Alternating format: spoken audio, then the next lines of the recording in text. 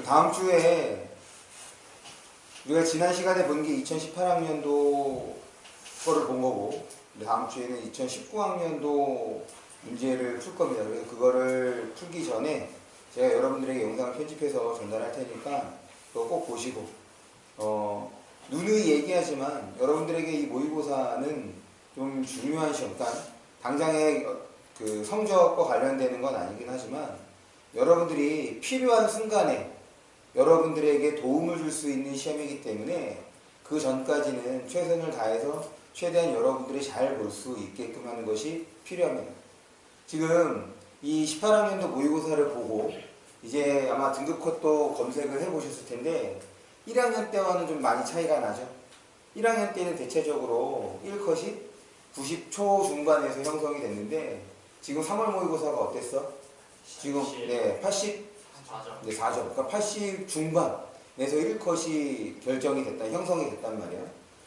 근데 이 성적은 대체적으로 2학년 때, 그러니까 지금보다 쉽게 내지는 않을 거예요. 그래서 90점이 아마 1컷이 안 될 거예요. 근데 이게 3학년 초까지도 이어집니다. 바꿔 얘기하면 그렇다고 지금 사편 문제가 어려워진 거냐? 그건 아니란 말이야.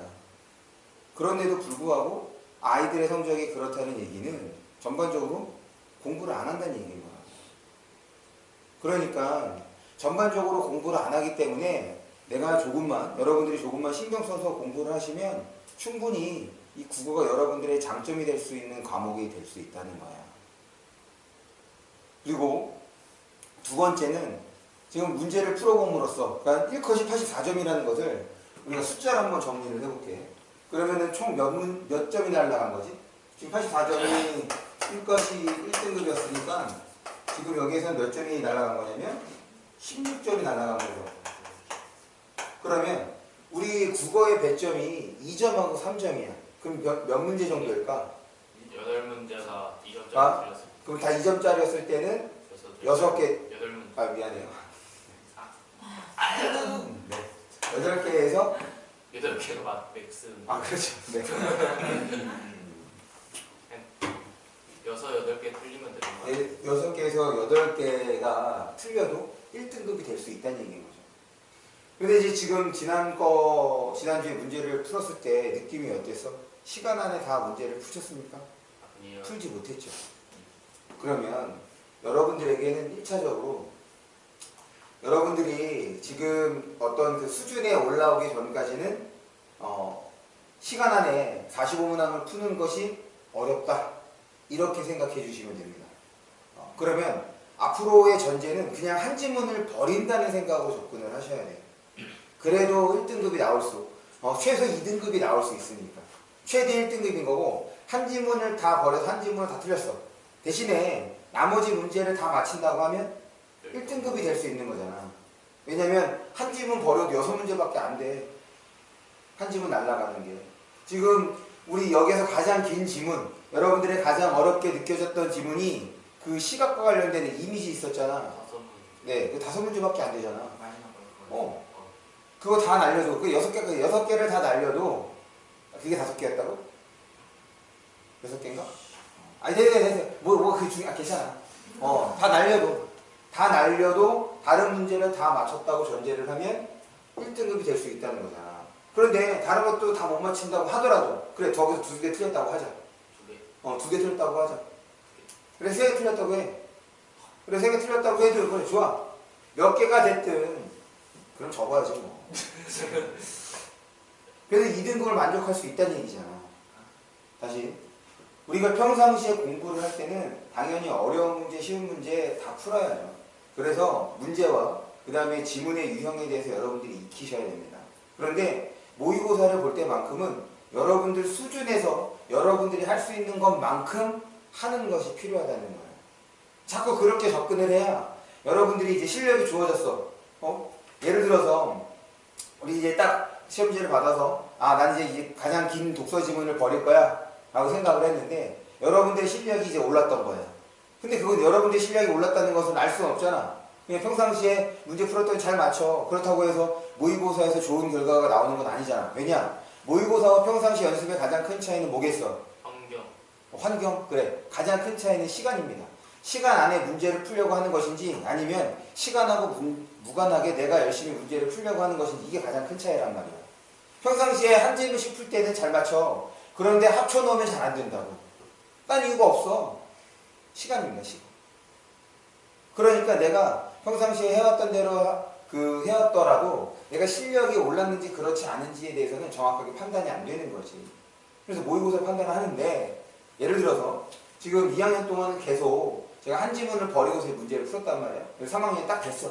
그래서 이번에도 똑같아. 이번에도 똑같이 한 지문을 버리고 내가 문제를 풀겠다 했는데 웬걸 내가 한 지문 버렸는데도 시간이 남았네. 5분이 남았어. 그럼 5분이 남았다는 것 자체가 그만큼 첫 번째 여러분들의 실력이 늘었다는 거고 두 번째는 문제가 쉬웠을 수도 있다는 얘기인 거지.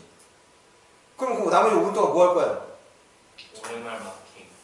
아니 마킹까지 끝났는데 5분이 남았다고. 그렇지 못 버린 지문 풀 거 아니야. 무슨 말인지 알겠어? 여러분들의 실력은 그렇게 확인해 볼 수 있어요. 무슨 말이냐면 물론 시간 안에 다 푼 친구들이라면 굳이 그럴 필요는 없잖아. 시간 안에 문제를 풀 수 있다고 한다면 상대적으로 정답률을 높일 수 있도록 노력하는 것이 필요한 거고 그렇지 않다고 한다면 한 지문을 버리는 상태에서 출발해도 상관이 없다는 얘기인 거지. 그럼 여러분들이 뭘 경험해야 되느냐? 어떤 지문을 버릴 것인가 이거를 생각하셔야 돼요. 그럼 지문을 버리는 것 이제 하나는 그냥 가장 긴 지문 독서가 어렵다고 했으니까 독서 긴 지문을 버리는 것도 하나의 방법이 될 수 있는 거고 두 번째는 우리가 2학년 때까지는 문법과 문학에 대한 지식을 익히는 거라고 얘기를 했잖아. 그런데 지금 여러분들이 그동안 그 과제물도 그렇고 그 다음에 이렇게 보는 모의고사 그 다음에 정식적으로 공식적으로 보는 3월, 6월, 9월, 11월의 모의고사를 통해서 여러분들의 어떤 유형에서 어떤 영역에서 문제를 많이 풀리는지 많이 틀리는지 여러분들 나름의 여러분들 자신의 데이터를 여러분들이 갖고 있어야 돼. 그걸 바탕으로 버리는 문제를 결정을 하지. 단순하게 내가 그냥 가장 긴 지문 버리는 것이 일반적이다라고 얘기를 했으니 나는 일반적일 거야. 그거 무의미한 거야. 지금 이렇게 저렇게 접근을 해보는 건 뭐 때문이냐면 여러분들 나름대로의 루틴을 찾기 위한 겁니다. 루틴은 사람마다 달라. 우리가 보통 경로라고 하는 것은 루트라고 얘기를 하잖아. 근데 루틴은 루트하고 달라요. 루틴은 일종의 징크스와도 같습니다. 이렇게 한번 해봤더니 전과 다르게 이렇게 해봤더니 결과가 최상위가 나왔어. 최상의 결과가 나온 거야. 그럼 그것이 이제 여러분들의 루틴이 되는 거야. 그건 사람마다 다른 거야. 나는 어디까지나 여러분들에게 일반적인 수준에서 설명을 하는 거죠. 내 경험, 그 다음에 여러분이 틀린 거를 봤을 때 이런 것 때문에 문제를 틀리는 것 같다 라는 거지 확실하게 그것 때문에 여러분이 문제를 틀렸다가 아닌 거니까. 그래서 시험을 보고 난 뒤에 제가 시험지 뒤에다가 어떻게 문제를 풀었는지 그 느낌을 구체적으로 좀 쓰라고 이제 얘기를 했어. 그래서 어제 다른 학년 뒤에 쓴 거를 봤더니 되게 단순하더라고. 그럼 의미가 없어. 어떻게 적었냐? 쉬웠음, 어려웠음, 두 개가 헷갈렸음. 그렇게 적는 게 무슨 의미가 있어? 쉬운 건 상관이 없어. 근데 중요한 건 쉬운 거에서 틀렸다고 하면 거기에서 이제 반성을 해야지. 내가 어떤 것 때문에 틀렸는지 이제 돌아보면 되는 거야. 근데 어려웠대. 그럼 뭐가 어려웠는지. 지문의 내용이 어려워서 시간이 걸린 것인지, 그리고 혹은 지문이 내용이 이해가 안 돼서 2번 이상 읽었는지, 혹은 특정 문제 때문에 지문을 여러 번 반복해서 돌아갔는지, 이런 것들을 적어놔야죠. 그러고 난 다음에 채점을 했어. 그런데 내가 그렇게 적었던 지문에서 틀렸네? 그럼 다시 한번 읽고 문제를 푸는 거야. 그럴 때 지금 그 시간이 많이 걸린 문제가 예를 들어서 1번 선택지 때문에 지문에 여러 번 들어갔는데 그 1번 선택지가 이 지문에서 설명하고자 하는 핵심 내용이었는지 그렇지 않은지 또한 따져봐야죠. 여러분들이 흔히 하는 오답, 지금 1번 선택지가 정답이래. 그럼 1번 선택지가 정답인 이유, 지문에 있던 이런 부분에 있었기 때문에 1번이 틀린 거고 1번이 맞는 거고, 나머지 선택지들은 이런 부분 때문에 틀린 거다. 그게 무슨 의미가 있어요?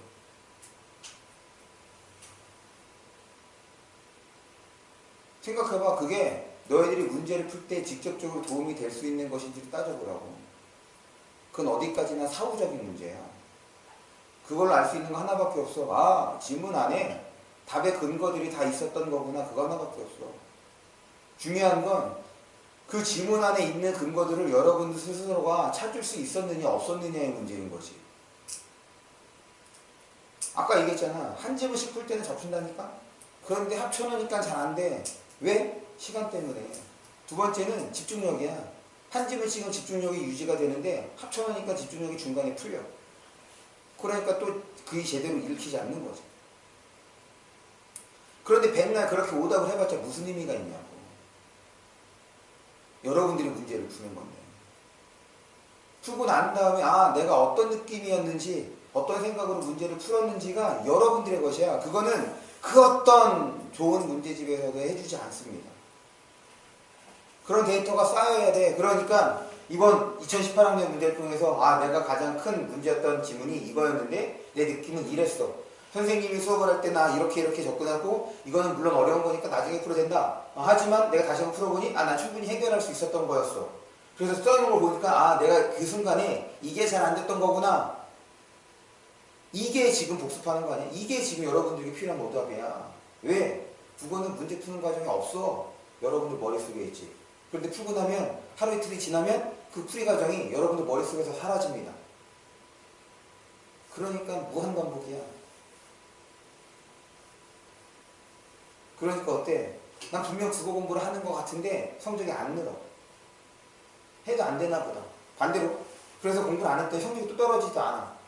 뭐야 국어 이거 그냥 타고나는 건가? 이런 생각을 하는 거지. 무슨 개소리야.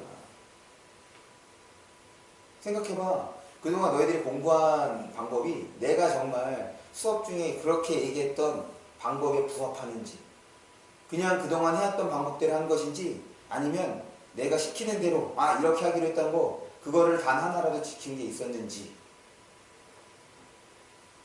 모의고사는 그런 것들을 여러분들에게 확인을 시켜줄 수 있는 아주 좋은 시험입니다. 그래서 지난 시간에 2018학년도 꼭 문제를 풀어본 거예요. 그래서 이번 주에는 2019학년도 문제를 푸는 거죠. 중요한 건 매번 모의고사 문제를 풀 때마다 단 조금씩이나마 달라지면 돼요. 결과가 달라지자는 것이 아니야. 여러분들의 느낌, 여러분들의 태도가 달라지면 됩니다. 무슨 말인지 알겠어? 앞으로 여러분들에게 그런 시험들은 여러 번 있을 테니까 일단 기본적으로 3월, 6월, 9월, 11월 4번의 시험이 있고 이 4번의 시험에 준해서 지금처럼 학원에서 여러분들을 준비시킬 테니까 그런 것들을 계속해서 데이터화해서 여러분들이 갖고 있어야 돼. 그래야지 3학년 때 정말 나를 또야 제가 어떻게 국어를 저 점수를 받지? 이게 된다는 거야. 국어 실력이 남들이 보기엔 한 번에 탁 성적이 나오는 것 같긴 하지만 그 중간에는 여러 가지 많은 노력이 있어야 된다는 거야. 그게 수학과의 차이죠. 수학은 범위가 정해져 있잖아. 지금 모의고사도 어디까지 범위라고 나와. 그런데 국어는 그 범위가 어떻게 나오냐면 3월은 1학년 전 과정 이렇게 나옵니다. 6월은 6월까지의 과정, 그러니까 5월까지의 2학년 과정. 9월은 또 8월까지의 2학년 과정. 이렇게 해서 시험 범위가 나온다. 그러니까 그거는 시험 범위가 없는 셈이죠. 왜냐?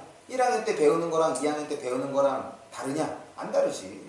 똑같이 배운다고. 문학 작품 배우고 그 다음에 뭐 문법 배우고 차이가 없어. 3학년 때도 똑같아.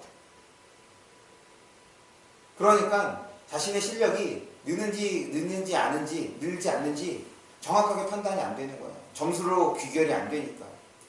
그래서 여러분들이 어떻게 풀었는지를 여러분들이 아는 것이 필요한 거예요. 아, 지난번에는 이런 느낌이었는데 이번에는 이런 느낌이었다. 좀 달라졌네. 그거 어떻게 알아? 그러니까 기록해야지. 최대한 시험 보고 난 다음에 구체적으로 기록하셔야 돼요. 채점하기 전에. 채점하면 계속 얘기하지만 채점한 결과만 눈에 보여. 그렇기 때문에 채점하기 전에 그리고 가장 기억이 잘 남았을 때인 시험 직후 그러니까 학교에서 3월 모의고사를 봐. 그럼 시험 끝나면 다 우르르 나가잖아. 그래, 아니 남들 나간다고 네가 내가 왜 나가? 일단 할 건 하고 나가야지. 먼저 적어주세요. 그래야지 다음에 집에 가서든 다음 날에든 그걸 보면서 아 맞아 그때 그랬지 이렇게 될 거라는 거야. 그런데 단순하게 어려웠으면 적으면 그냥 어렵구나 그걸로 끝이야. 적을 때는 좀 더 구체적으로 적어주기 바랍니다. 그래서 다음에 지금 이제 전에 한 제자가 그렇게 적은 게 있어. 그거를 여러분들에게 지금 복사해서 드릴 테니까 아 이런 식으로 적어서 다음 시험에 조금 고민을 해야 되는 거구나 그렇게 생각을 해주기 바랍니다. 사설이 길었네요. 지난 시간 이제 앞반에서는 첫 번째 지문하고 그 다음에 그러니까 1번부터 3번 지문과 그리고 그 8번에서 10번 지문을 통해서 화법과 작문에 대해서 간단하게 좀 정리를 했습니다. 영상 꼭 보시고 그래서 다음 주 주간 테스트 오늘은 이제 주간 테스트 안 봤잖아. 여러분들이 고생하셨기 때문에 그래서 다음 주 주간 테스트에는 여러분들이 수업하지 않은 영상 수업하지 않은 부분에 대해서 주간 테스트에 반영하겠습니다. 꼭 영상을 봐달라는 얘기인 거예요. 그렇죠?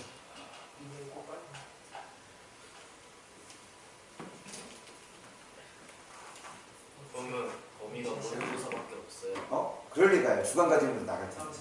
저희한테 이거를 아니 왜? 야 이거 과제 분량 많은 거 아니야. 그건 맞는데. 그렇지. 그러니까 대신에 할 때 좀 제대로 하자는 거야. 한 번 할 때 시간이 내가 그냥 빠르게 문제 풀고 답 맞추고 그러면 지금 하루치 분량에 20분 정도밖에 안 걸리잖아. 네.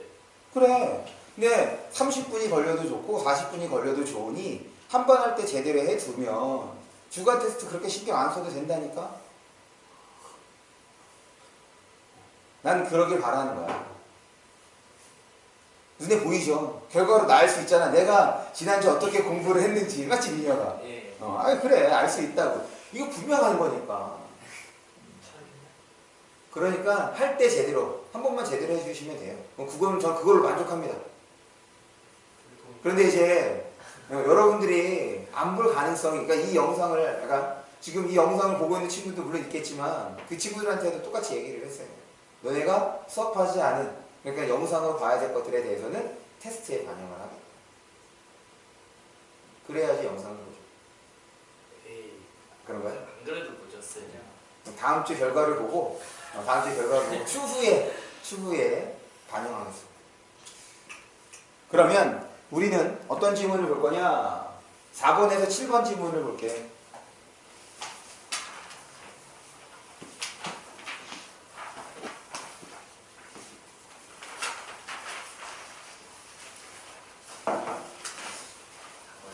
어, 4번에서 7번. 바뀌어서 4번에서 7분. 왜? 아니야? 맞아요. 지금 지윤이랑 연우는 우리 화법과 작문 수업 들은 적이 있나요? 없죠? 내신하기 전에 화법과 작문 없죠? 당연히 도훈이는 없을 테고 찬혁이도 없을 테고. 그러면 일단 화법과 작문에 대해서 간단하게 설명하고 이 지문 설명할게요.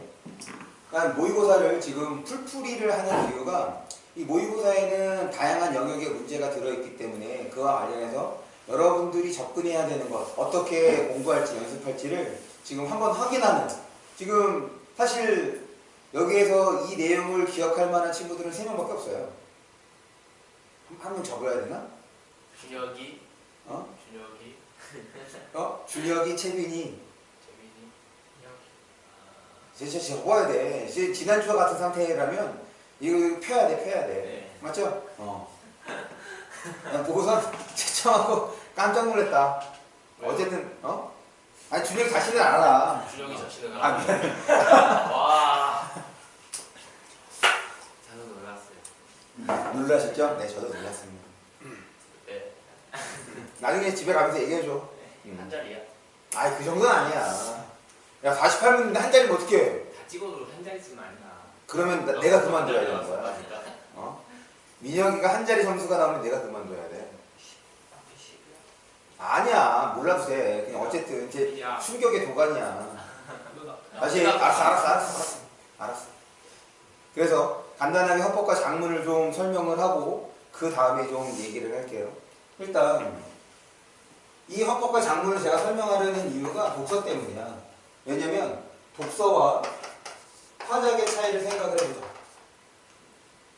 사실은 헌법과 장문에서 여러분들에게 요구하는 것은 말하기 능력하고 쓰기 능력이거든. 그런데 지금 모의고사에서는 말하기와 쓰기가 가능해, 불가능해? 불가능하죠. 그렇기 때문에.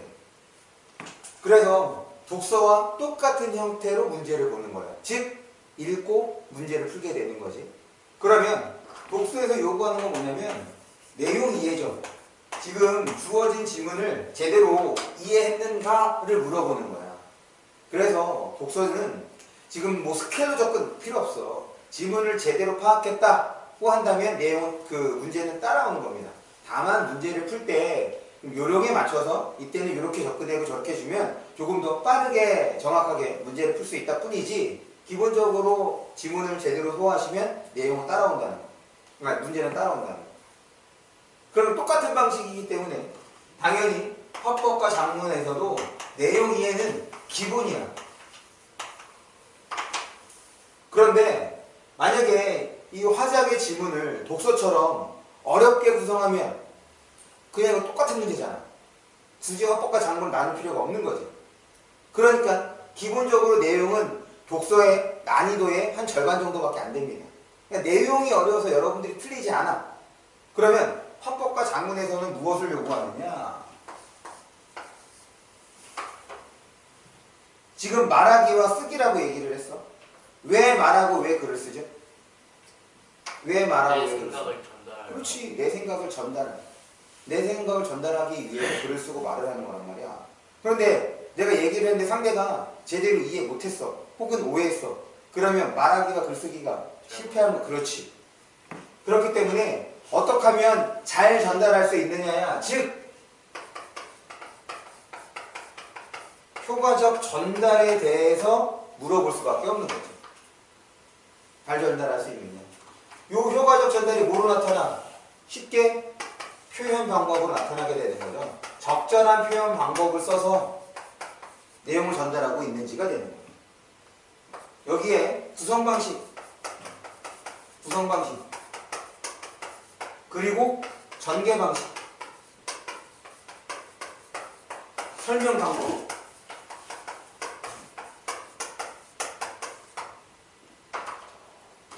효과적 전달을 할 수 있는 다양한 방법들을 여러분들이 써먹을 수 있는지를 물어보는 거야.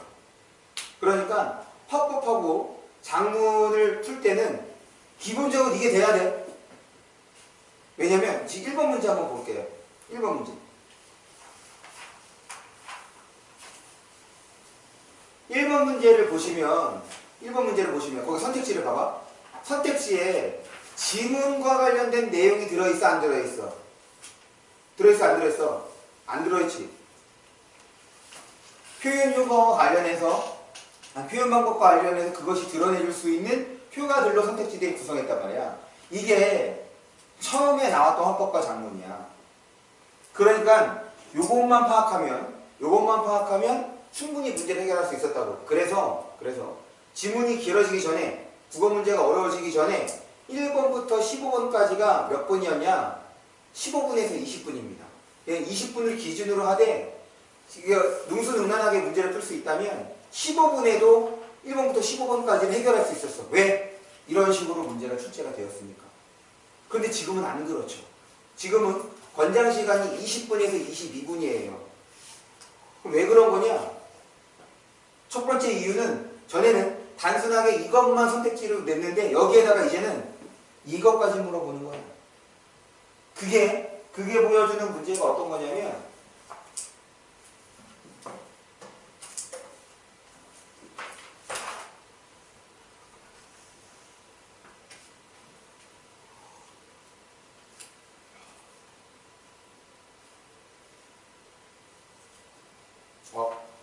안타깝게도 우리 2학년 문제는 그게 없네요. 그러니까 쉬운 거였지. 그러니까 3학년 기기에 딱 선택지가 하나가 있었거든. 왜냐면 18학년도 보니까 지금부터 2년 전에 문제인 거잖아. 그때도 이제 조금 지금보다 지금에 비해서는 이제 문제가 조금 쉬웠으니까. 그래서 이제 그런 선택지가 지금 보니까 없네요. 네. 있나? 있었던 것 같기도 합니다. 네, 없네요. 그래서 최근에는 이 두 개가 조합이 돼서 나와서 우리가 이제 주간 테스트 보면 OX 하는 거 있죠? 앞에는 표현 방법이에요. 그리고 그 뒤에는 제가 항상 내용하고 연결해 놓잖아. 그래서 이 표현 방법과 내용이 짝이 맞아서 옳은 선택이 되게끔. 그래서 그런 식으로 이제 출제가 되고 있는 거죠. 그래서 전부 다 까다로워진 거라고 생각하시면 됩니다. 그러니, 연우야, 우리가 헌법과 장문 지문을 읽을 때는, 이거는 기본이야. 이거 내가 따로 이제 설명하지 않을 거야. 여기에 대해서 여러분들의 적절한 반응이 필요해. 찾아낼 수 있어야 된단 말이야. 물론 다 안 찾아내도 돼. 왜냐? 선택지가 5개밖에 없는데 그 많은 표현 방법들을 다 선택지에서 다루겠어? 그렇지 않단 말이야. 그런데 찾아낼 수 있어야 여러분들이 지문으로 돌아가지 않고 헌법과 장문 문제를 해결할 수 있다고. 헌법과 장문은 최대한 지문으로 돌아가지 않아야 돼. 그래야지 여러분들이 시간을 단축할 수 있습니다.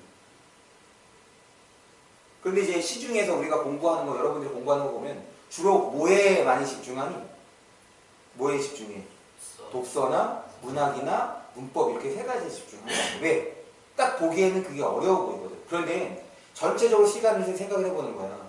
그럼 내가 헌법과 장문을 제대로 소화하고 문학이나 비문학으로 들어갔는지 생각해 보는 거지. 왜냐면 우리에게 느껴지는 것은 딱 어려웠던 것만 느껴지고 시간이 부족했다만 생각이 난다고. 그러면은 시간이 부족했네. 아 맞아, 비문학이 길었지. 문학이 내가 제대로 안 풀렸지. 이거란 말이야. 헌법과 장문부터 거기에서 막 여러 번 돌아가서 문제를 풀었는데도 문제를 맞췄으니 나는 그거 잘한다 라고 착각할 수 있으니까.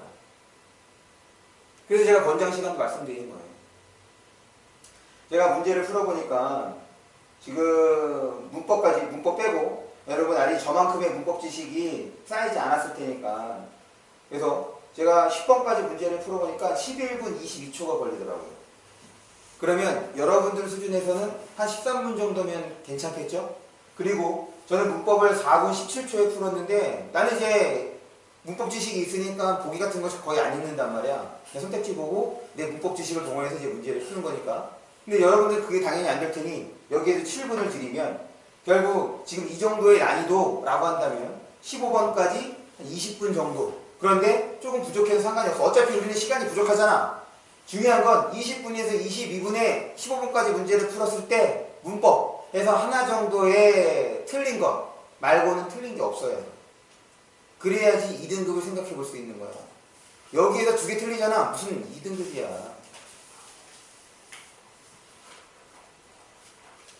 그러니까 모의고사는 이런 식으로 여러분들의 실정, 여러분들 상황에 맞춰서 접근하셔야 돼요. 그래야지 하나씩 변화가 생깁니다.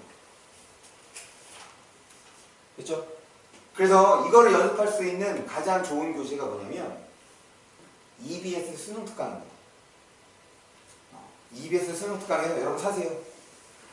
지금 우리 3학년 친구들한테는 꼭 사라고, 어차피 걔네들은 EBS 공부해야 되는 거니까 사라고 얘기를 했는데 여러분들도 사세요. 뭐 샀냐면 화장문 3권이 나와. EBS 수능 특강이 3권이 나오는 것이 화장문, 독서, 문학 이렇게 3권이 나와요. 화장문을 사서 헌법과 장문을 연습합니다. 헌법과 장문. 왜 헌법과 장문을 연습하냐면 지금 사실 비문학이 까다롭긴 하잖아. 그런데 EBS 이 화작 문제는 비문학에 좀 준해. 그러니까 실제로는 모의고사나 학평이나 그렇게 그런 내용을 다루지 않아요. 그렇게 어렵게. 그리고 지문은 길게. 그런데 EBS 헌법과 장문은 여러분들을 연습시키기 위해서 지문도 길고 내용도 모의고사보다 어려워. 그러니 비문학 정도는 아니긴 하지만 내용이 비문학 정도는 아니긴 하지만 지금의 3학년 문제 통틀어서 수능 문제 통틀어서 그것보다도 내용 자체가 어렵기 때문에 자연스럽게 요 독서에 대한 연습이 돼요.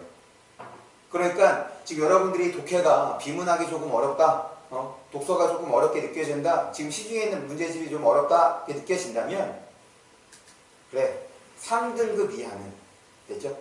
구체적으로 3등급 이하면 3등급. 그렇죠. 3등급부터죠. 아까 얘기했잖아. 2등급으로 올라서기 위해서는 화작에서 실수가 없어야 돼. 10문제를 다 맞춰야 한다고. 한두 개 틀리는 거는 문법에 해당하는 것이 화작에 해당하면 안 되는 거야. 그래서 3등급 이하는 화작 연습을 하셔야 돼요. 근데 EBS로 하면 뭐에도 도움이 된다고? 이거 독서에도 도움이 된다. 비문학에도 도움이 된단 말이야. 지문이 길고 어렵기 때문에. 아시겠죠? 그래서 이러면 이제 EBS 전도사가 되겠네요. 딴 건 안 좋아요.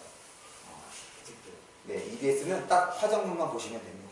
나머지 3학년 때는 당연히 문학 봐야죠. 그건 그때 이제 가서 설명할게요.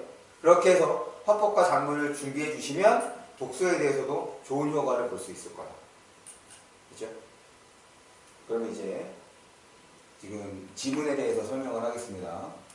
우리 화법과 작문은 이제 두 번째 특성으로는 뭐가 있냐면 큰 문제 있지. 지금 이거는 이제 형식, 화법과 작문을 치르는 형식에 따라서 이런 특성이 있는 거야. 그래서 이거를 중심으로 우리가 화법과 작문을 준비해 주면 되는데, 이제 그 내용에서 보면 이 독서랑 문학의 경우는, 지금 독서랑 문학의 경우는 큰 문제가 어떻게 되어 있느냐, 다음을 읽고 물음에 답하시오 라고 밖에 안 되어 있어요. 그런데 화법과 작문에는 그 문제보다 훨씬 더 구체적으로 써주지. 그럼 여기에서 어떻게 해야 돼? 여기에서 최대한 힌트를 얻는 겁니다. 뭐에 대한? 지문에 대한 힌트를 얻는 겁니다. 볼게요. 가는 대담이래. 대담은 뭐죠? 회의. 그래. 근데 회의하고는 조금 달라. 이게 뭐냐면 전문가들의 의견 교환입니다. 이게 대담이에요. 그러니까 대담이라고 하면 하나의 전문가, 전문가 둘 이상이 나와서 서로 이제 대화를 진행하는 거란 말이야. 공식적인 대화. 그런데 전문가이기 때문에 해당 분야에 이제 당연히 박학할 거고, 또 한 가지는 나름의 견해가 있을 거야. 그리고 또 다른 사람도 나름의 견해가 있을 거고, 이 견해가 일치할 수도 있고 그 다음에 반대일 수도 있겠죠. 대담은 그거예요. 그 다음에 나는 가를 바탕으로 올리기 위해서 들은 후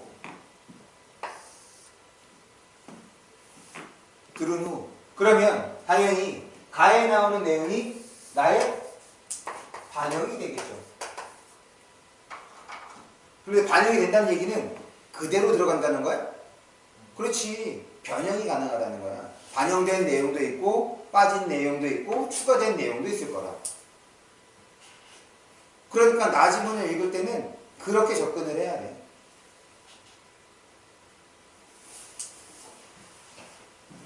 그래서 지금 얘는 형태적으로 볼 때 가와 나 두 개로 나눠져 있죠. 우리 가와 나 두 개 나눠져 있으면 항상 어떻게 문제를 풀어왔어? 가 먼저 그렇지. 가 읽고 거기서 해결할 수 있는 거 해결하고 그러고 난 다음에 나를 읽는 거였잖아. 그런데 전에는 가와 나가 연기가 됐냐 안 됐냐? 가와 나가 생각해봐. 현대시 연기가 돼 안 돼? 안 돼. 그런데 지금 얘는 연계를 해서 읽어야 된다는 얘기인 거잖아. 왜? 가를 바탕으로 썼으니까. 그러니까 나를 읽을 때는 어떻게 돼야 되는 거냐면 가에 어떤 내용이 들어갔구나, 어떤 내용이 새로 들어갔구나, 이거는 좀 생각을 하셔야 돼요. 그래서 이 지문 자체로 보면 이 지문은 조금 어려울 수 있는 지문인 거지. 여러분들에게 조금 더 높은 사고력을 요구하는 거니까, 다른 화법과 작문에 비해서. 그래서 제가 수능이 점점 쉬워진다고 말씀을 드렸죠. 지금 이게 어려워지면서 나타난 유형이었거든. 화법과 작문을 융합해서 낸 거. 그랬더니 작년 9월인가 6월 3학년 이제 평가도생 모의고사를 봤는데 작년 6월인가 9월에 이 유형이 사라졌어요. 다시 원래대로 1번부터 5번 화법, 6번부터 10번 작문 이렇게 된 거예요. 왜 그런 거겠어? 애들이 하도 못 풀었어. 하도 못 풀어서. 뭘? 무슨 소리야. 그런데 수능엔 다 이렇게 다시 나왔어. 됐지? 그러니까 지금 이 지문은 일반적인 화법하고 작문보다는 조금 더 높은 사고력을 요구한다. 이렇게 생각을 해주시면 되겠습니다. 그래서 다시 한번 큰 문제를 통해서는 힌트를 얻어야 된다는 것 봅니다. 본문을 볼게요. 안녕하십니까. 지역 문제 해결을 위한 이게 이제 힌트지.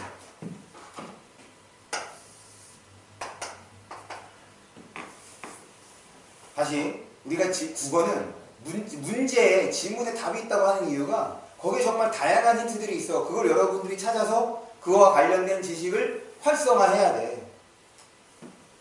우리 화법의 텍스트, 화법과 관련된 지문 유형이 크게 5가지가 있습니다. 대화, 대담, 그 다음에 인터뷰까지 볼게요. 이게 이제 하나. 이렇게 묶어서 보면 4가지가 되는데, 두 번째는 발표, 그렇지, 연설, 강연. 그 다음에 세 번째는 토의, 네 번째는 토론, 그러면 하나 더 하면 되겠네. 5번째는 협상. 지금 화법의 텍스트 유형에는 이렇게 5가지가 있습니다. 그럼 이런 내용들이 저 큰 문제에 나타난단 말이야. 그러면 이거와 관련된 여러분들의 배경 지식을 활성화해 주는데, 이거는 어렵지 않아요. 얘는 뭐랑 똑같아? 얘는 뭐랑 똑같아? 정문. 그렇지. 얘는 장문하고 똑같아. 왜 장문하고 똑같은지는 영상을 보시면 됩니다. 그 다음에 토의요. 토의는 얘는 문제 해결이죠.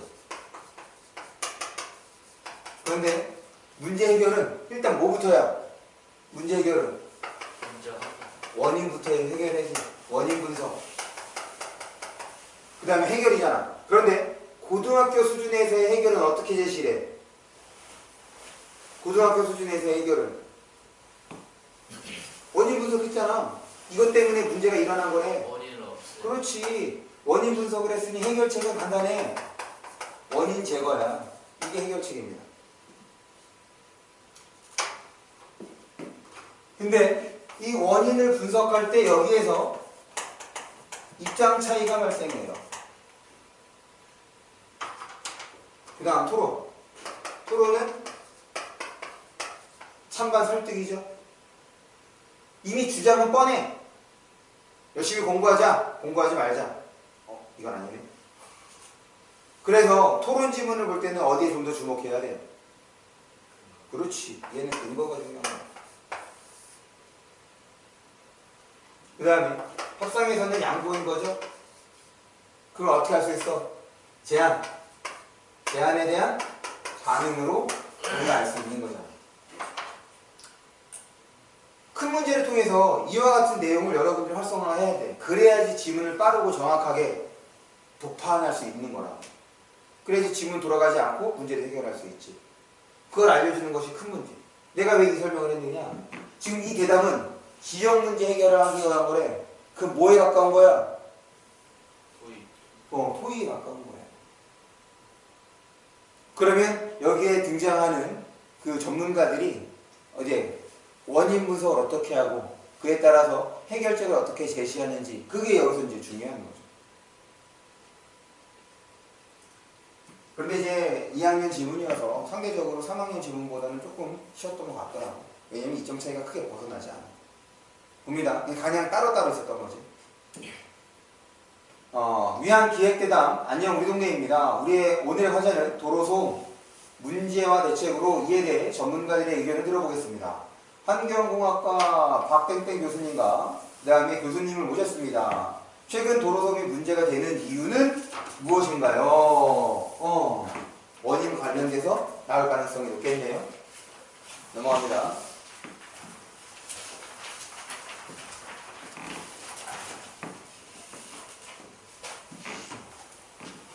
소음은, 그래서 지금 소음에 대해서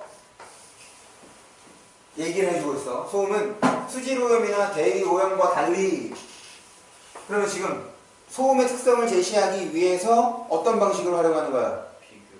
비교가 아니죠? 대조. 그렇지. 명확하게 용어를 써야 돼.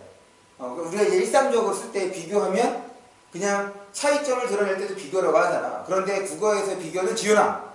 국어에서의 비교는 뭘 드러내는 방식이야? 네, 공통점을 드러내는 방식이거든. 그러니까 여기서는 대조의 방식으로 내용을 전개하고 있구나 이렇게 생각을 하면 됩니다. 축적되지 않고 발생과 동시에 소멸하는 특성이 있어 그동안 큰 문제로 인식되지 않았습니다. 하지만 최근 들어 차량이 증가하고 도로가 늘어나면서 상시적으로 발생하는 차량이 증가 그 다음에 도로가 늘어나서 이것이 상시적으로 이게 문제네. 왜? 소음은 어떻게 돼? 축적이 안 돼. 그런데 계속 소음이 생긴다는 거잖아. 마치 어떤 것처럼 축적이 되는 것처럼. 그래서 지금 문제가 되고 있다라는 얘기를 했습니다. 됐습니까? 넘어갑니다. 그 다음에 이제 사회자가 등장하니까 당연히 우리가 사회자의 역할도 정리를 하셔야죠. 상시적인 도로소음이 피해를 주기 때문에 문제라는 말씀이군요. 그러면 이건 뭐라고 얘기를 하는 거야? 그 방법 말고 또 뭐라고 해요? 그렇지. 재진술이라고 할 수도 있는 거고 요약정리라고도 할 수가 있는 거죠. 그런데 보통 이제 이렇게 할게요. 재진술해도 좋습니다. 했던 얘기 또 한 거니까 그 다음에 요약정리라고. 김 교수님 이와 관련된 법적 규제는 법적 규제는 없는지요? 그래서 이번에는 법적 규제에 대해서 물어봤어요. 현재 환경정책기본법이나 소음진동관리법 등을 통해 소음을 규제하고 관리하고 있습니다. 그럼 뭐라는 거야? 지금 규제하고 관리하고 있다는 얘기가 중요한 거지. 예를 들어 공동주택 도로변 소음법적 적용 기준을 요렇게 그러니까 구체적 수치를 통해서 지금 규제 관리하고 있다는 것을 어떻게 뒷받침해주고 있는 내용입니다. 이 기준을 초과하는 경우 개선 명령을 내리거나 과태료를 부과하고 있습니다. 넘어갑니다. 그렇다면 소음 발생이나 소음으로 인한 피해를 애초에 줄일 수 있는 방안, 이게 사실은 중요한 거잖아. 지금 이제 규제가 이루어지고 있긴 하나 뭐인 거야? 그렇지, 문제가 지금 해결되지 않는 거니까. 그래서 요거 방안, 이게 앞에서도 얘기했던 거죠. 문제 해결 방안에 대한 거니까. 그래서 먼저 박 교수님께서 말씀해 주시기 바랍니다. 이건 이제 뭔 거야? 지정이죠, 지정. 지금 여기에 대해서 답변할 사람을 지정하고 있어.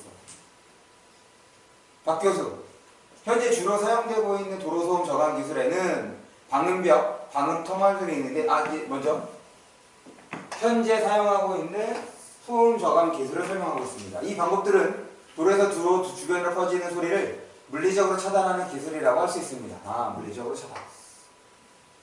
방음벽의 경우 먼저 이제 방음벽부터네요. 설치 비용이 상대적으로 적게 든다는 장점이 있지만 비용이 낮대. 대체로 5m 이하로 설치되어 주변 건물이 6층 이상의 높이일 경우 방음 효과가 적다는 단점. 방음 효과가 적다. 6층 이상일 경우. 또 이번에는 방음터널에 대한 얘기를 하네요. 방음터널의 경우에는 소음원 자체를 감싸는 구조로 되어 있어 방음의 효과가 탁월하지만 이런 면에서 방음벽과 차이가 있는 거예요. 초기 설치비 및 유지비가 많이 들고, 그 결과야. 설치비 유지비가 많이 든다는 얘기는 돈이 많이 든다는 얘기인 거지. 이런 면에서는 또 뭐라? 지금 어디 있어? 설치 비용에 대한 얘기랑 차이가 있는 거고. 초기 설치 들고 입출구 구에서 소음이 크게 발생. 이건 단점 1, 단점 2. 발생한다는 단점이 있습니다. 그래서 지금 박 교수는 먼저 현재의 소음 저감 기술에 대해서 설명을 해주고 있죠. 봐봐. 근데 지금 제가 이제 물론 녹화하고 있긴 하지만 여러분들 또 시간을 들여서 이 수업까지도 보면 힘들잖아. 또 물론 잘 안 보긴 하겠지만 다시 지금 이렇게 제가 일부러 표시를 해봤어요. 그러면 지금 이렇게 표시한 이유는 우리가 비문학에서 했던 거랑 다르지 않다는 것을 여러분들에게 보여드리기 위해서. 그래서 다시 한번 EBS 화법과 작문으로 여러분들이 연습하시면 독서 실력도 개선될 수 있습니다. 그러니까 이제 사실 이 과제가 많지 않기 때문에 제가 생각할 때는 많지 않기 때문에 제가 생각할 때는 한번 사서 문제를 풀어보는 것도 나쁘지 않다고 생각을 합니다. 일단 계약하면 시간이 없으니까 단 두세 지문, 그러니까 뭐 한 10쪽이라 하더라도 사서 풀어보세요. 그거 사서 방학 때에도 여름방학 때도 풀면 되는 거니까. 아시겠죠? 해봐야 돼. 꾸준히 하지 않더라도 선생님이 이게 좋다고 얘기를 한번 해보자. 그래서 정말 여기에 있는 지문이 우리가 그동안 모의고사나 이런 거를 풀었던 화법과 작문보다 어렵구나. 한번 그거 느껴보는 게 되게 필요한 거야. 그래야지 다음에 한번 해볼 수 있는 거지. 당장은 못하더라도. 넘어갈게요.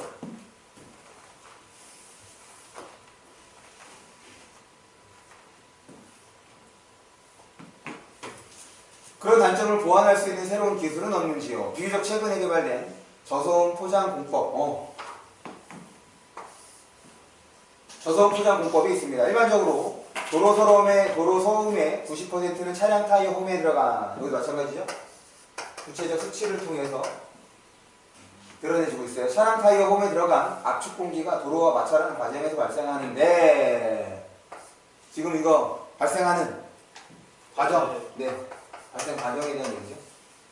이 기술을 사용하면 마찰 소음을 줄여 최대 이만큼의 소음을 마찬가지 줄일 수 있습니다. 또한 주변 건물에 방음창호를 설치하면, 그러니까 첫 번째 방법인 거고 방호창호가 두 번째. 그러면 앞에서 설명했던 그 두 가지의 단점을 보완할 수 있다가 되는 거야. 최대 이만큼의 소음을 줄일 수 있어 효과적이다. 그럼 가장 좋은 건 뭐겠어? 방음창호가 가장 좋겠네. 지금 여기서도 수치적으로 보여주는 거예요. 그렇군요. 이어서 김 교수님께서 그러면 지금 이 지문이, 이 부분이 쉬었던 이유는 아까 전에 얘기했을 때 웃어봐. 지금 이제 문제 해결이니까 마치 토이랑 비슷해서 두 사람의 입장 차이가 나타날 줄 알았는데 여기에는 입장 차이가 아니라 아예 별개의 분야인 거죠. 이제 한 사람은 정책적인 측면에서의 접근을, 그러니까 그 얘기를 하는 거고, 또 한 사람은 지금 기술상에서의 접근을 이제 각각 사회자가 나눠서 질문하고 있기 때문에 의견 충돌이 있어, 없어? 없어. 그런 면에서 쉬운 질문이라고 할 수 있습니다. 단순하게 정리만 하면 되는 거니까. 그래서 볼게요. 도로소음 발생을 줄이기 위해 앞서 박 교수님께서 언급하신 저소음 포장 공법을 활용하여 도로를 포장할 경우 정책적인 지원을 하고 있다. 그거와 더불어서 지금 정책적인 지원을 하고 있대요. 또한 주거지가 밀집된 지역과 같이 소음 피해 가능성이 큰 지역을 소음 집중관리 지역으로 지정하여 소음이 이만큼을 넘지 않도록 주변 도로를 달리는 차량의 속도를 제한하거나 지정하여서 속도를 제한하거나 방음시설을 설치하는 등 피해를 막는 방안이 시행되고 있습니다. 그러면 아까 우리 동네에서 소음 문제, 그럼 정책적으로 어떻게 하는 거야? 일단 요거 지정되면 좋겠네. 이거는 우리 동네에서 어떻게 할 수 있는 문제는 아니잖아. 물론 할 수 있긴 하죠. 도로 포장해달라 라고 계속해서 지속적인 민원을 넣으면 돼. 저소음 포장공법으로 도로를 포장해달라 라고 이제 민원을 넣으면 되는데, 그것보다는 요것이 조금 더 이제 효과적인, 당장에 우리가 좀 체감할 수 있는 그런 해결 방안이라고 볼 수가 있겠네. 어쨌든 여기 이 질문은 크게 어렵지 않게 정책적인 측면과 기술적인 측면으로 나눠서 그냥 대담이 진행이 됐습니다. 이렇게 읽었으니 이제 뭐 하면 되는 거야? 문제를 그렇죠. 네, 문제를 보면 되죠. 그러면 이제 해결할 수 있는 게 1번 바로 답이 나올 거고, 마찬가지 2번도 설명을 적절하지 않은 거 됐습니까? 문제가 그렇게 어렵지 않았어요. 그 다음에 6번하고 7번의 경우는 읽고 우리가 문제를 풀어야 되는 거네. 이제 나를 한번 읽어봅니다. 그럴 때 처음에 말씀드렸던 것처럼 나를 읽을 때는 어떻게 돼야 돼? 나를 읽을 때는 그렇지. 위에 거랑 어떻게 연결이 되는지를 생각을 하면서 읽어주는 것이 필요하다. 처음부터 그렇게 안 되니까 자꾸 그렇게 읽으려고 연습해야 돼. 의식적으로 생각을 해야 된단 말이에요. 봅니다. 안녕하십니까. 저는 땡땡시동에 살고 있는 학생입니다. 평소 우리 동네 도로소음 문제가 심각하다고 생각하고, 그래, 도로 문제가 심각하대. 그러니까 이거 해결하기 위해서 그러니까 건의한 거죠. 이것 좀 해달라고. 도로소음 문제 관련된 라디오 대담을 듣고 대책 마련을 요구하고자 민원 게시판에 글을 올리게 되었습니다. 우리 동네는 도시 고속화도로에 인접해 있습니다. 그러다 보니 저를 비롯한 많은 주민들은 고속화도로를 이용하는 차량들이 하루 종일 일으키는, 그래서 지금 소음 문제가 불거진 이유가 상시적이다 이렇게 돼요. 하루 종일 상시적이다 이렇게 연결해주면 되는 거야. 일으키는 소음으로 인해 일상생활에 심각한 지장을 받고 있습니다. 고속으로 달리는 자동차들이 상시적으로 일으키는 소음 반드시 해결되어야 할 문제라고 생각합니다. 대담에서들은 전문가의 말에 따르면 소음 집중 관리 지역, 그렇죠. 곳으로 지역으로 지정된 곳의 경우 소음이 이것을 넘지 않도록 자동차 주행 속도를 제한하거나 방음시설 설치해 준다고 합니다. 우리 동네 곳곳에도 수직 일자형 방음벽이 설치되어 있지만 아까 방음벽은 한계가 있었죠. 고층에서는 적용이 안 됐어. 높이가 낮아 고층 아파트에 사는 주민들에게는 효과가 별로 없는 것 같습니다. 동네 주민들이 체감하는 도로소음 피해가 심각한데도 이에 대한 실질적인 대책은 부족해 보입니다. 소음으로 인해 가장 편안한 공간이 되어야 할 집이 가장 불편한 공간이 되고 있습니다. 이렇게 느끼는 사람이 저뿐만이 아닐 것입니다. 우리 동네 고속화도로로 인한 소음 피해를 줄일 수 있는 방안을 조금 부족하네요. 연결되는 것이 별로 없잖아. 그럼 구체적으로 지금 우리 동네에 지금 그 지정되어 있냐, 지정되지 않았으면 지금 이 관리 지역으로 지정해달라. 지금 방음벽이 낮아서 고층에서는 적용이 안 된다. 터널을 설치해달라. 이렇게 조금 더 구체적으로 얘기를 했어야 지금 좀 더 좋은 글이라고 할 수 있겠죠. 근데 그런 면에서 조금 부족한 글이라고 할 수 있습니다. 그러니까 이제 2학년 3월 시험을 봐요. 이제 6월, 9월, 11월 이렇게 진행될수록 글이 점점 3학년 지문에 가까워질 거예요. 그리고 나머지 문제를 보면 6번 어렵지 않죠? 6번 넘어갈게요. 7번만 좀 설명을 하겠습니다. 7번 유형에 설명을 할게. 7번 유형에 대해서. 7번. 요거 설명하고 잠깐 쉬죠. 7번. 보기를 활용하여 나를 보완하기 위한 방안이래. 그럼 여기서 거기다 밑줄 쳐주세요. 보기를 활용하여 나를 보완까지 밑줄을 칩니다. 그럼 이거를 전부 글에 반영한다는 얘기인 거지. 그래서 우리는 이 자료가 제시가 되었을 때는 어떻게 하기로 했어? 이 자료를 한 편의 글처럼 인식해서 본문하고 매치를 시키는 거야. 한 편의 글처럼 인식해서 본문하고 매치, 연결을 시키는 거. 그러면 보기를 봅니다. 가야 연구자료. 건강에 악영향을 미치는 최소 소음 기준이야. 그 다음에 지금 이거는 그래서 소음을 지금 이제 문제가 되고 있다. 지금 이 상황이 심각하다는 걸 드러낼 수 있는 자료를 써주면 되겠죠? 우리 동네가 심각하다. 그 다음에 2번입니다. 가의 2번. 꺾이형 방음벽 기술의 효과. 거기에서 포인트는 두 번째 줄이에요. 꺾인 벽을 추가 설치하는 것을 거기다 묶여 표시. 그럼 기존의 방음벽을 활용할 수 있는 방안인 거잖아. 왜냐하면 추가 설치라고 얘기를 했으니 기존의 방음벽을 활용할 수 있는 방안이야. 그러면 돈을 적게 들이면서도 효과를 볼 수 있는 방법이기도 한 거지. 그러니까 얘를 또 뭐라고? 일종의 해결책으로 활용해 줄 수 있겠네요. 그 다음 납니다. 설문 분석 자료. A시 땡땡동 주민들을 상대로 조사한 우리 동네 문제 중에 가장 시급한 문제가 무엇인가? 설문에 고속화도로 주변 소음 문제라는 대답을 한 주민이 이만큼이다. 이렇게 대답한 주민 가운데 80%가 6층 이상의 아파트다. 그래서 이 마찬가지 현재 문제 상황을 구체적으로 드러내주는 걸로 연결해주면 되겠네요. 답니다. 지역신문 기사. A시 땡땡동을 지나는 고속화도로 인근 고속 아파트 고층에서 측정한 소음이 최대 거기다 묶여 표시. 측정한 소음이 최대 80dB로 나타나. 이거 보고 뭐랑 연결해주면 되는 거야? 그렇지. 그러니까 지금 이 가와 다를 조합하면 심각성을 더욱 잘 드러내줄 수 있겠네. 다시. 지금 이 유형은 우리가 한 편의 글처럼 인식해서 본문하고 연결해 달라고 얘기를 했어. 땡땡동은 고층 아파트가 밀집된 지역이기 때문에 소음 집중 관리 지역으로 지정되어 있고 거기다 이렇게 표시. 야, 지금 집중 관리 지역으로 지정되어 있음에도 불구하고 어때? 그런데도 지금 제대로 관리가 안 되고 있다는 얘기인 거잖아. 그러면 현재 문제 상황을 지적해 줄 수 있는 거죠. 야, 지금 지정되어 있는데 지금 이 상태야. 너네 일 처리 제대로 하고 있는 거야? 이렇게.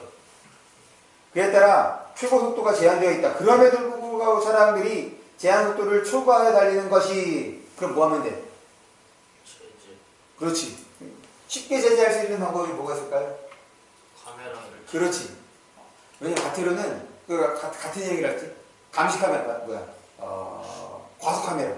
과속 카메라 설치하면 속도가 줄어들겠죠. 그거야.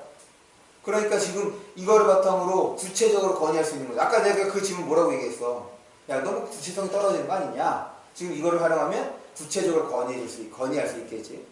지금 이제 가해 2번을 통해서 기존 방안 이거 해줄 수 있고, 그 다음에 지금 이런 그 문제점을 신문 기사를 통해서 확인을 했으니, 그럼 해결할 수 있는 방안? 그러면 어차피 집중 관리해야 되는 거니까 감시 카메라 아니 그 과속 카메라 달아달라고 구체적으로 건의하면 이게 훨씬 더 설득력이 높은 겁니다. 됐죠? 네. 그렇게 해서 7번 문제를 해결하시면 됩니다. 그럼 잠깐 쉬었다가 나머지 거 이어서 볼게요.